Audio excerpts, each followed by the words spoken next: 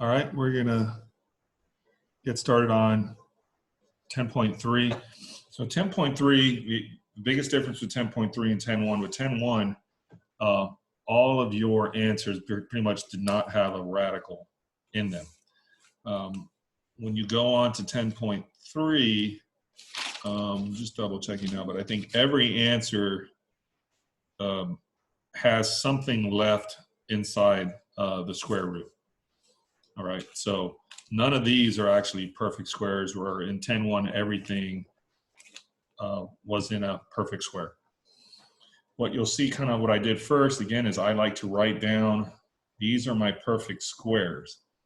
And you'll see me a lot of times asking which one of these perfect squares will work into the problem. So again, I'm talking about the numbers in red. So don't tell me if I say, which perfect square, don't tell me 5, because 5 is not a perfect square. The answer to square root of 25 is 5, but 5 is not a perfect. These are the perfect squares. And I included 1, even though 1 is a perfect square, but it's not really going to be what we're looking for as far as simplifying these radicals. But 10.3 starts with multiplying radicals, and it's really not that complicated when you're multiplying radicals. So if you're doing square root of 5 times square root of 2, you just think of that as 5 times 2. What's 5 times 2? That is 10. So your answer is square root of 10.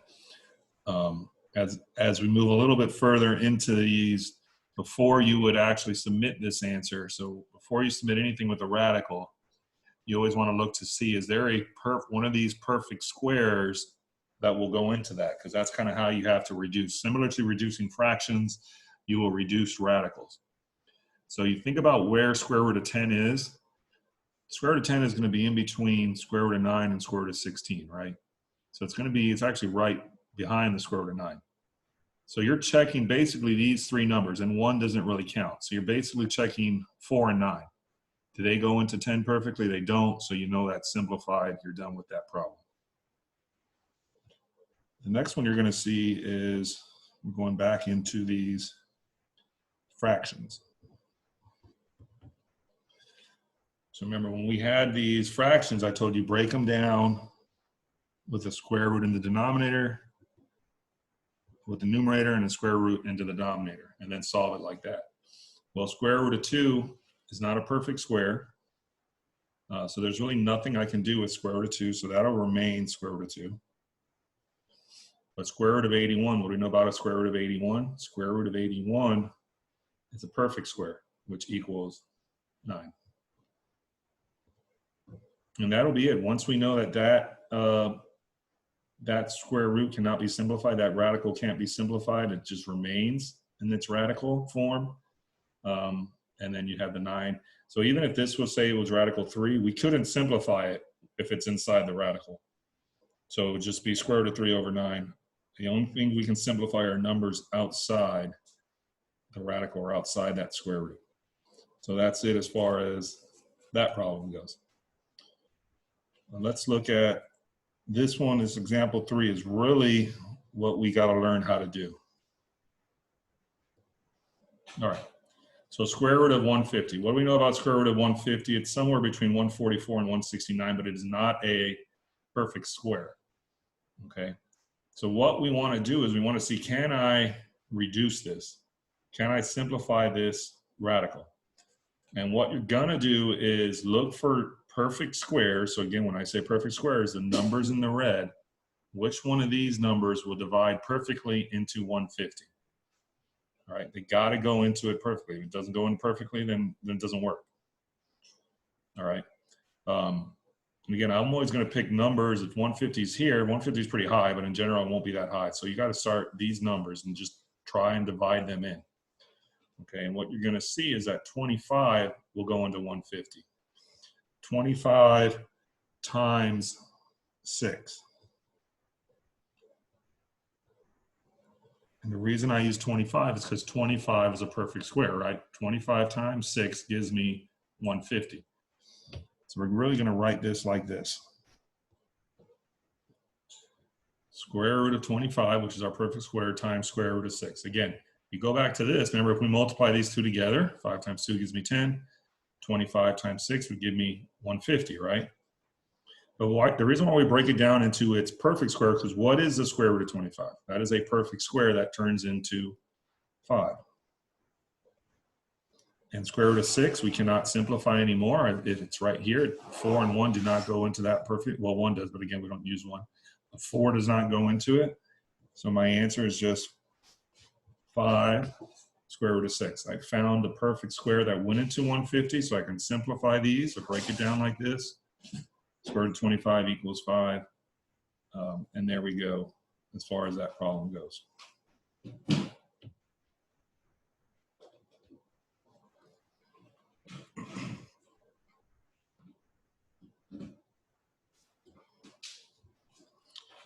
So what we have here is we have a number on the outside of this radical. Okay, remember it has that same properties just like when there was a negative in front of it.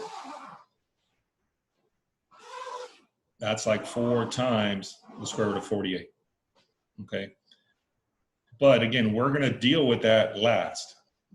Because remember, this is, again, the properties of a square root are similar to parentheses. So I need to simplify this first to see if I can simplify it, and then apply that 4 that's out there. So we're going to keep that out there for now, and we're going to try to break down this 48. And again, 48 is right around here. So I'm checking these numbers that are smaller than 48. Don't check these bigger numbers. Obviously, they're not going to multiply to give me 48. So I'm checking these, and I would start with 36, then go to 25, so on and so on. Okay, if you're not good with these, you just put it in a calculator. So I'm doing 48 divided by 36, gives me a decimal, doesn't work. 48 divided by 25 gives me a decimal, doesn't work. 48 divided by, I'm checking these perfect squares. Again, these numbers in red, and once I get a whole number, I know that that's what I'm going to use. So that was 16 times 3. So kind of guys, as we're going on, once I ask you, what is the perfect square that goes into 48, you may want to pause the video and see if you could come up with it. Because I'm just going to kind of ask that question, and then I'm just going to give the answer. All right. But square root of 16 is a perfect square. So the square root of 16 would turn into 4. Square root of 3, I can't reduce anymore. But again, don't forget this 4 that was out in front, right? And the 4 was multiplying that square root of 48, which now I've reduced to 4 square root of 3. So I got to multiply these 4s together. What's 4 times 4 here? That'll give me 16 square root of 3. And I am done with that problem.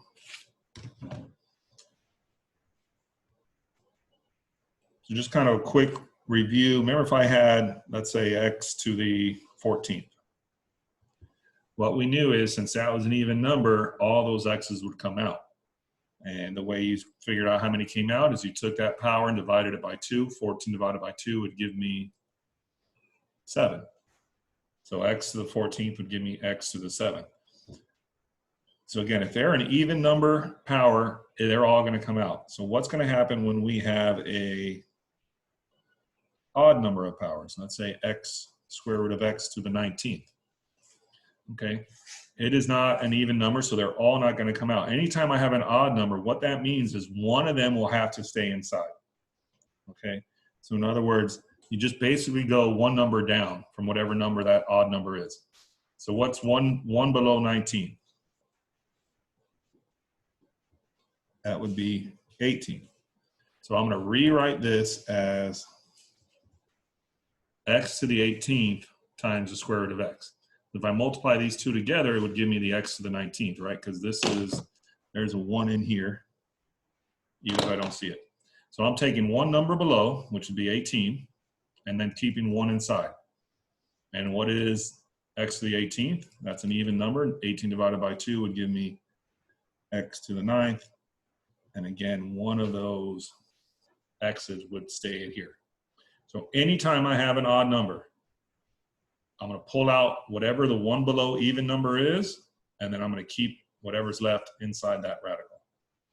All right, so let's look at an example of that.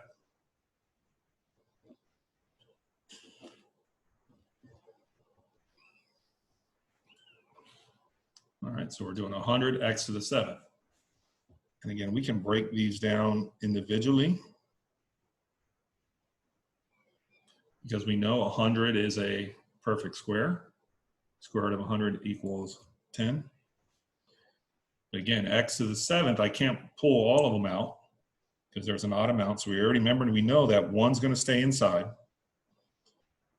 And I just take one below to get to the lowest, or to the next even number, which would be in this case 6, right? I'm taking 1 from the 7, just like I took 1 from the 18. I mean, 1 from the 19 and made it 18. Now, x to the 6 is going to reduce completely, can simplify. How many can I pull out of 6? 6 divided by 2, that would be 3. And then I still have that radical x inside there. Okay? Starting to make some sense, hopefully. This one's kind of similar here. Oops. It's x squared. Again, if you want, break them down into their own radicals. Both of these are what we call perfect squares. They're both going to reduce completely. Square root of 121, it turns into 11. A squared would turn and reduce to a. And then again, what we do here, there's going to be one b that's got to stay in. And I take one off that, so it becomes b squared. Well, b squared reduces to just b. But I have to leave that one b there. That's going to be part of my answer. Okay, so it's going to be 11ab square root of b. I only pull them all out if it's even. If there's odd, one of them has to stay inside there. All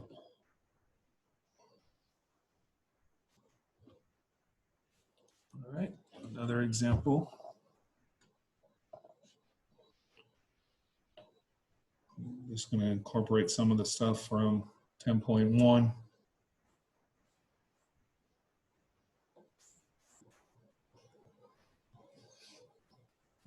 All right, so again, whenever there's a negative out in front, I told you to think of that as -1 times that radical, but now we're going to break these all down individually. 45, a to the 8th, b13. Okay, so we are looking for one of these perfect squares, again, the numbers in red, okay, that will go into 45. What perfect square goes into 45? And the answer is 9. So I always want to write that perfect square in front. 9 times 5 would give me 45. We know 9 is the perfect square. We could start working on these over here. A to the 8th, it's an even number, so they're all going to come out. 8 divided by 2 would give me 4. And I'm going to change the b to the 13 to the b12 times b, right? 1 below it is 12, and then that 1, so that answer, that's going to be in the answer. That's not coming out. And actually, that's going to stay inside because that's not going to simplify either. So let's continue to simplify stuff. We know that square root of 9 is 3. The square root of 5 is not going to simplify. A to the 4 we already simplified. B to the 12th comes out as b to the 6. All right. So what you'll notice is we have things that are kind of still in the radicals and things that are not. So we kind of want to write all the things that are not in the radicals together.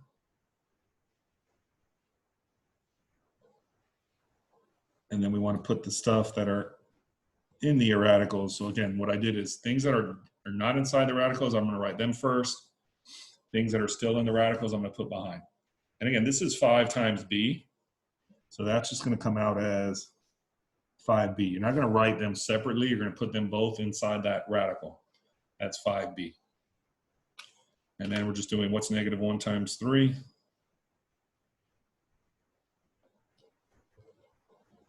Again, they're not like, these are not both a, so I can't add these. They stay separate. Negative 3, a to the 4th, b to the 6th, and square root. That should be a little bit closer here, but this is all 1. I'm going to write it better. Negative 3, a4, b6, the square root of 5b. So that's what that answer right there looks like. A couple more things on here to go over. Now they're going to do dividing these radicals. One thing I have to stress too, you can never leave an answer with a radical in the denominator, okay? And there's not, I think maybe when we get to, I think it's 10.4, we'll kind of talk about how to do that. But this is a pretty easy, just like when we were on, when we were doing the radical 5 times radical 2, it was just 5 times 2, and they gave me the 10.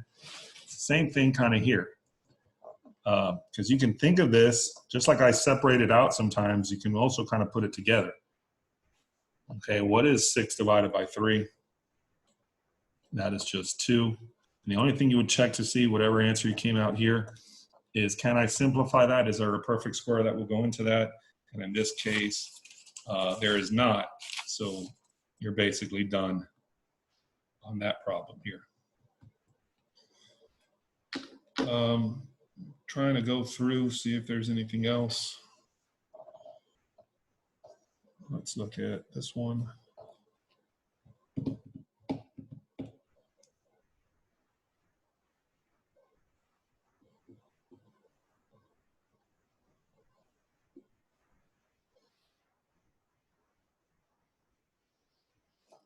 Okay. So again, we're going to break these all down individually.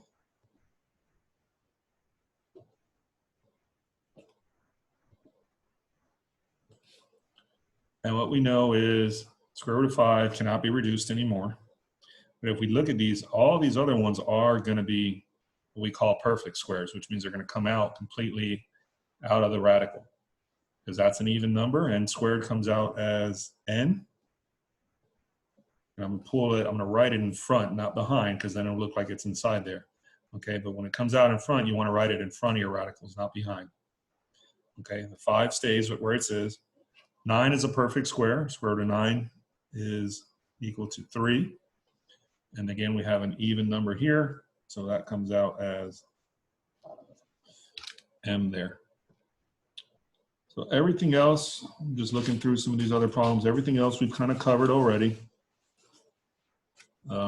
Just got to get familiar with these perfect squares. And again, even though I kind of know these by heart now, this is 169, I always still kind of write these down, just so I kind of have them as a reference when especially when you're simplifying these radicals. These are the numbers that you have to become familiar with, not what they equal. That is important to know what they equal as well. But you're not looking at these numbers here to see what goes into, 48. I'm not using 6. I'm using, the actual numbers that are in red. That's just something, again, that the answer that I hear wrong the most is I go, well, what number goes into 48? And they'll say 2. Well, 2 is not a perfect square. The only answers I want to hear when I say what perfect square goes into 48 are these numbers in red. Okay, these are the numbers I have to use to simplify these radical expressions. All right, so 10.1, 10.3. On Wednesday, I will post a lesson for 10.4, and that'll be our last lesson as far as the class goes. Again, feel free to email me with any additional questions on these, and we'll just make sure that we're good with all of this stuff. We're, like I said, one more lesson left in the class, and then you guys got to finish up with your test, and we're done. As always, you guys stay safe, and I'll talk to you guys soon.